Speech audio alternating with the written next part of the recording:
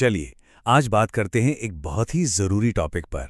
भारतीय reserve bank यानी RBI ने हाल ही में एक बड़ा नीतिगत बदलाव किया है। ये बदलाव इस बारे में है कि भारतीय कंपनियां अब विदेश से पैसा कैसे और कितना उधार ले सकती हैं। आइए इसे और गहराई से समझते हैं। तो सवाल ये उठता है कि भारत विदेशी पूंजी के लिए अपने दरवाजे किस तरह से खोल रहा है। देखिए, आरबीआई के ये जो नए दिशा निर्देश हैं, ये भारतीय अर्थव्यवस्था के लिए एक बड़े मौके की तरह हैं। और आज हम ठीक यही समझने वाले हैं कि ये मौका क्या है और कैसे काम करेगा। और देखिए, ये कोई छोटी मोटी घोषणा नहीं है। ये बात सीधे आरबीआई की तरफ से आई है। उनका कहना है कि उन्होंने पूरे फ्रेमवर्क को, मतलब पूरे ढांचे को ही सरल बना दिया है। इससे कंपनियों के लिए विदेश से पैसा जुटाने की जो प्रक्रिया है, वो पहले से कहीं ज्यादा आसान और साफ हो गई है। तो चलिए सबसे पहले ये समझते हैं कि ये ईसीबी फ्रेमवर्क आखिर है क्या और इसमें ठीक ठीक क्या बदल रहा है। इस सेक्शन में हम एक्सटर्नल कमर्शियल बोरोइंग्स यानी ईसीबी की बिल्कुल बेसिक बातों को समझेंगे। सीधी सी भाषा में कहें तो जब कोई भारतीय कंपनी भारत के बाहर किसी बैंक या किसी फाइनेंस कंपनी से डॉलर, यूरो या किसी भी विदेशी मुद्रा में लोन लेती है तो उसे ही एक्सटर्नल कमर्शियल बोरोइंग या ईसीबी कहते हैं। और हाँ, जो लोग सीए, आईआईबी जैसी परीक्षाओं की तैयारी कर रहे हैं, उनके लिए इस परिभाषा को ठीक से समझना बहुत ही जरूरी है। अब आते हैं सबसे बड़े और शायद सबसे दिलचस्प बदलाव पर। आरबीआई ने भारतीय कंपनियों के लिए विदेश से फंड जुटाने की जो लिमिट थी, उसे काफी ज्यादा बढ़ा दिया है। जरा इस स्लाइड को देखिए, ये बदलाव को एकदम साफ साफ दिखाता है। पहले कोई कंपनी एक साल में ज्यादा से ज्यादा $750 मिलियन जुटा सकती थी, लेकिन अब ये सीमा सीधे $1 बिलियन कर दी गई है। ये वाकई में एक बहुत बड़ा जंप है। तो याद रखने वाली बात यह है कि नई लिमिट अब है पूरे $1 बिलियन। और सिर्फ इतना ही नहीं, कंपनियां अपनी नेटवर्थ, मतलब उनकी जो कुल संपत्ति और देनदारियों के बीच का फर्क होता है, उसका 300% तक भी उधार ले सकती हैं। इससे जाहिर है कि कंपनियों को अपने विकास के लिए और ज्यादा पैसा मिल सकेगा। लेकिन बात सिर्फ लिमिट बढ़ाने पर ही खत्म नहीं होती।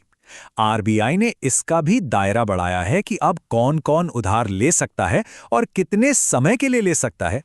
अब देखिए, लोन चुकाने की जो अवधि है, उसके नियम भी बदले हैं। ज्यादातर लोन्स के लिए मिनिमम एवरेज मैच्योरिटी 3 साल है।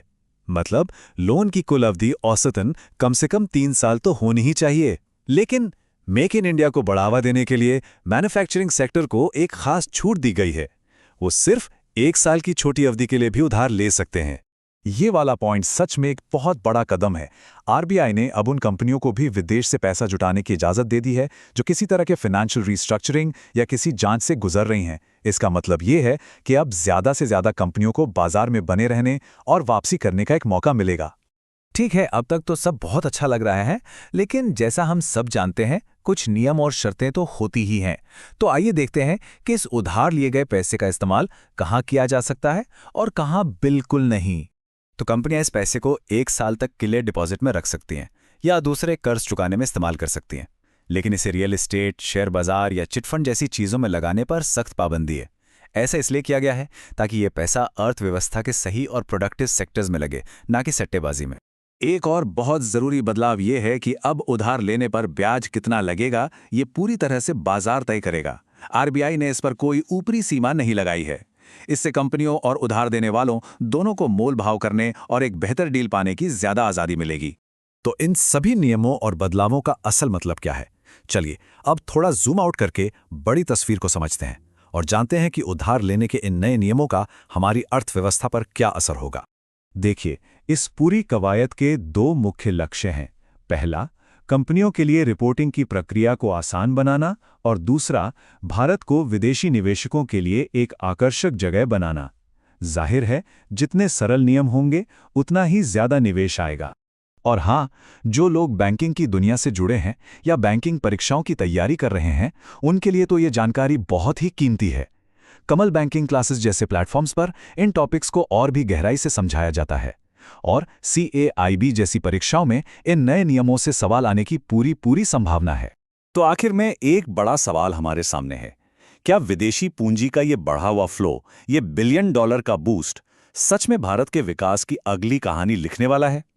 ये एक ऐसा सवाल है जिसका जवाब तो खैर आने वाला वक्त ही देगा, लेकिन हाँ, सोचने के लिए एक दिलचस्प बात जरूर है।